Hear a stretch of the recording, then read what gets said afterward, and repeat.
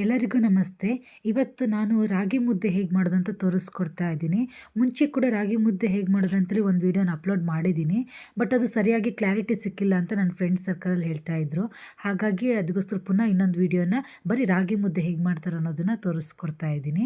ನಾನಿಲ್ಲಿ ಒಂದು ಗ್ಲಾಸಲ್ಲಿ 2 ಗ್ಲಾಸಷ್ಟು ನೀರನ್ನು ಹಾಕ್ಕೊತಾ ಇದ್ದೀನಿ. ಸೊ 2 ಗ್ಲಾಸ್ ನೀರು ಹಾಕಿಬಿಟ್ಟು ಸ್ವಲ್ಪ ರಾಗಿ ಪೌಡರನ್ನು ಮೇಲ್ಗಡೆ ಉದುರಿಸ್ಕೊಂಡಿದ್ದೀನಿ. ಹೈ ಫ್ಲೇಮಲ್ಲಿ ಇಟ್ಕೊಬೇಕು. ಆವಾಗ ಈ ಥರ ನೀರು ಮೇಲ್ಗಡೆ ಬರೋಕ್ಕೆ ಸ್ಟಾರ್ಟ್ ಆಗುತ್ತೆ. ಆವಾಗ ಲೋ ಫ್ಲೇಮಲ್ಲಿ ಇಟ್ಬಿಟ್ಟು ಯಾವ ಗ್ಲಾಸಲ್ಲಿ ನೀವು ನೀರು ಹಾಕಿದ್ರೋ 2 ಗ್ಲಾಸಷ್ಟು ನೀರು ಹಾಕಿದ್ರೋ ಅದೇ ಗ್ಲಾಸ್ ಅಳತೆಯಲ್ಲಿ 1 ಗ್ಲಾಸ್ ಫುಲ್ಲಷ್ಟು ರಾಗಿ ಹಿಟ್ಟನ್ನು ಹಾಕಬೇಕು. ಈ ಥರ ನಾನು ಹಾಕ್ತಾಯಿದ್ದೀನಿ ನೋಡಿ, ಇದೇ ಥರ ಹಾಕಿಬಿಟ್ಟು ಹಾಗೆ ಕಲಸೋಕ್ಕೇನು ಹೋಗಬೇಡಿ, ಹೀಗೇ ಬಿಟ್ಟುಬಿಡಿ. ಲೋ ಫ್ಲೇಮಲ್ಲಿ 20 ನಿಮಿಷ ನೀವು ಇದೇ ಥರ ಬೇಯಿಸ್ಕೊಬೇಕು. ಹಾಗೆ ಲೋ ಫ್ಲೇಮ್ ಮಾಡಿ 20 ನಿಮಿಷ ಬಿಟ್ಟುಬಿಡಿ. ಸೊ ಇದೇ ಥರ ರಾಗಿ ಹಿಟ್ಟು ಬೇಯುತ್ತೆ. ಹಾಗೆಯೇ 20 ನಿಮಿಷ ಆದಮೇಲೆ ಗ್ಯಾಸ್ನ ಆಫ್ ಮಾಡ್ಕೊಳ್ಳಿ. ಹಾಗೆ ಮುದ್ದೆ ತಿರುವುದು ಈ ಥರ ಕೋಲ್ ಸಿಗುತ್ತೆ ಶಾಪ್ಗಳಲ್ಲಿ. ಹೊಸದಾಗಿ ಮುದ್ದೆ ಮಾಡೋ ಕಲಿತಿರೋರು ಶಾಪ್ಗಳಲ್ಲಿ ತಗೊಳ್ಬೋದು. ಇಲ್ಲಾಂದರೆ ಮುದ್ದೆ ಮಾಡೋರ ಮನೇಲಿ ಆಲ್ಮೋಸ್ಟ್ ಎಲ್ಲರ ಮನೇಲೂ ಇರುತ್ತೆ. ಸೊ ಈ ಥರ ತಿರುವು ಕೋಲಲ್ಲಿ ತಿರ್ಸ್ಕೊಬೇಕು.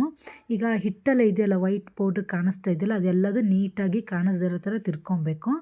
ನೀಟಾಗಿ ತಿರ್ಕೊಂಬಿಡಿ. ಆ ಬಿಸಿ ಇರಬೇಕಾದ್ರೆ ನೀಟಾಗಿ ತಿರ್ಕೊಂಬಿಡ್ಬೇಕು, ಆಮೇಲೆ ಆಗೋದಿಲ್ಲ. ಇಲ್ಲಾಂದರೆ ಅದು ಗಂಟು ಕಟ್ಕೊಂಡ್ಬಿಡುತ್ತೆ. ಅವು ಹಿಟ್ಟಿದೆಯಲ್ಲ ಅದೇ ಉಂಡೆ ಉಂಡೆ ಥರ ಕಟ್ಕೊಂಡ್ಬಿಡುತ್ತೆ. ಸೊ ಮುದ್ದೆ ತಿನ್ನಬೇಕಾದ್ರೆ ಅದು ಸಿಕ್ಕಿದ್ರೆ ಅದು ಹೊಟ್ಟೆ ನೋವು ಸ್ಟಾರ್ಟ್ ಆಗುತ್ತೆ ಆಮೇಲೆ ಆ ಹಿಟ್ಟು. ಅದಕ್ಕೋಸ್ಕರ ನೀಟಾಗಿ ತಿರ್ಕೊಂಬಿಡಿ. ಯಾಕಂದರೆ 20 ನಿಮಿಷ ಬೇಯಿಸಿರ್ತೀವಲ್ಲ, ಹಿಟ್ಟೆಲ್ಲ ಚೆನ್ನಾಗಿ ಏನಂತಾರೆ ಬೆಂದ್ಕೊಂಡಿರುತ್ತೆ. ನಾವು ತಿರ್ಸೋದ್ಮೇಲೆ ಅದು ಡಿಪೆಂಡ್ ಆಗಿರುತ್ತೆ, ಅಂದರೆ ಉಂಡೆ ಕಡದೆ ಇರೋ ಥರ. ಆನಂತರ ಒಂದು ಪ್ಲೇಟಿಗೆ ತುಪ್ಪ ಹಾಕ್ಕೊಂಡಿದ್ದೀನಿ, ನಾನು ಸೌರಿ ಇಟ್ಕೊಂಡಿದ್ದೀನಿ. ಅದಕ್ಕೆ ಮುದ್ದೆನ ಹಿಟ್ಟನ್ನು ಹಾಕ್ಕೊತಾ ಇದ್ದೀನಿ. ಕೈನೂ ಅಷ್ಟೇ ಸ್ವಲ್ಪ ತಣ್ಣೀರಲ್ಲಿ ತೊಳ್ಕೊಳ್ಳಿ. ಯಾಕಂದರೆ ಆವಾಗ ಕೋಲ್ಡ್ ವಾಟರ್ ನಾವು ಇದು ಮಾಡ್ಕೊಂಡಿರ್ತೀವಲ್ಲ, ಬಿಸಿ ಅಷ್ಟು ಬೇಗ ತಾಗೋದಿಲ್ಲ.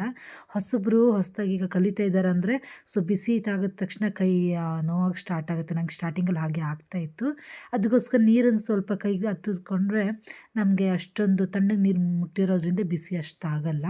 ಈ ಥರ ಹಿಟ್ಟು ಹಾಕ್ಬಿಟ್ಟು ಹೀಗೆ ತಿರ್ಕೊಬೇಕು. ಈ ಥರ ನೋಡಿ ನೀಟಾಗಿ ಶೇಪಿಗೆ ಬರುತ್ತೆ ಮತ್ತು ಸಾಫ್ಟಾಗಿ ಬರುತ್ತೆ. ನಾನಿಲ್ಲಿ ಅನ್ನ ಹಾಕಿಲ್ಲ, ಬರೀ ರಾಗಿ ಹಿಟ್ಟಲ್ಲಿ ಮಾಡ್ತಾಯಿದ್ದೀನಿ.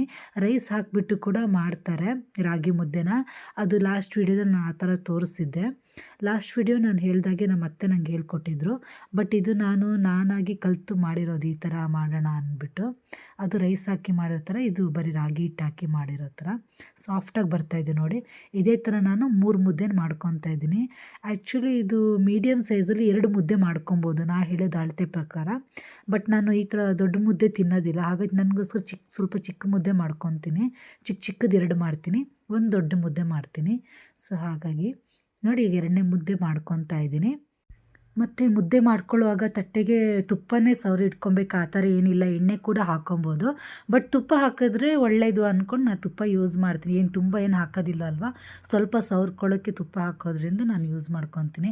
ಇಲ್ಲ ತುಪ್ಪ ಬೇಡ ನಮ್ಗೆ ಇಷ್ಟ ಆಗಲ್ಲ ಅನ್ನೋರು, ಅಥವಾ ತುಪ್ಪ ಯೂಸ್ ಮಾಡೋಕ್ಕೆ ಇಷ್ಟ ಇಲ್ಲ ಅನ್ನೋರು ಎಣ್ಣೆ ಕೂಡ ಹಾಕ್ಕೊಬೋದು, ಏನೂ ತೊಂದರೆ ಇಲ್ಲ.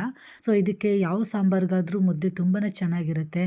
ಚಿಕನ್, ಮಟನ್, ಇಲ್ಲಾಂದರೆ ಸೊಪ್ಪು ಸಾರು, ಇಲ್ಲಾಂದರೆ ಕೆಲವರು ಬೇಳೆ ಸಾರಿಗೂ ಡೈಲಿ ಮನೇಲಿ ಮಾಡ್ಕೊಂಡು ತಿನ್ನೋರು ಇರ್ತಾರೆ. ಬಟ್ ನಾನು ಡೈಲಿ ಏನು ಮಾಡಲ್ಲ. ನಾನ್ ವೆಜ್ ಮಾಡಿದರೆ, ಇಲ್ಲಾಂದರೆ ಏನು ಕಾಳು ಸಾರು ಈ ಥರ ಎಲ್ಲ ಮಾಡಿದಾಗ ಮಾಡ್ತೀನಿ. ಮಸಾಲೆ ಸಾರು ಥರ ಮಾಡಿದಾಗ ಮಾತ್ರ ಮಾಡೋದು. ಸೊ ಬೇಳೆ ಸಾರಿಗೆಲ್ಲ ನಾನು ಮಾಡೋದಿಲ್ಲ, ನಮ್ಮ ಮನೆಯಲ್ಲಿ ಮಸಾಲೆ ಸಾರಿಗೆ ಮಾತ್ರ ತಿಂತಾರೆ. ಅದಕ್ಕೋಸ್ಕರ ನೋಡಿ ಈಗ ಮುದ್ದೆ ರೆಡಿ ಆಗಿದೆ.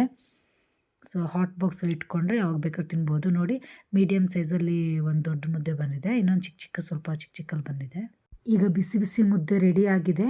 ನೀವು ಕೂಡ ಈ ರೆಸಿಪಿನ ಟ್ರೈ ಮಾಡಿ, ಹೆಲ್ತಿಗೆ ತುಂಬಾ ಒಳ್ಳೆಯದು ಮುದ್ದೆ. Thank you.